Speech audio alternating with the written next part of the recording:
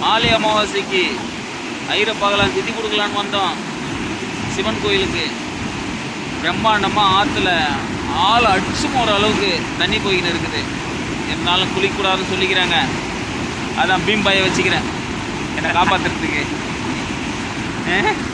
குளிக்கலான்னு பார்க்குறோம், குளிக்க விட்றாங்க. ஆனால் தண்ணி நம்மளை அடிச்சு கூட போகிறது. அவ்வளோ தண்ணியை வேகமாக அடிச்சுட்டு போயின்னு இருக்குது. பாருங்கள், நீங்கள் பார்க்கலன்னா ஓசூரில் இது மாதிரி ஒரு ஆறு இருக்குது, நடுவில் சிவன் கோயில் இருக்குது.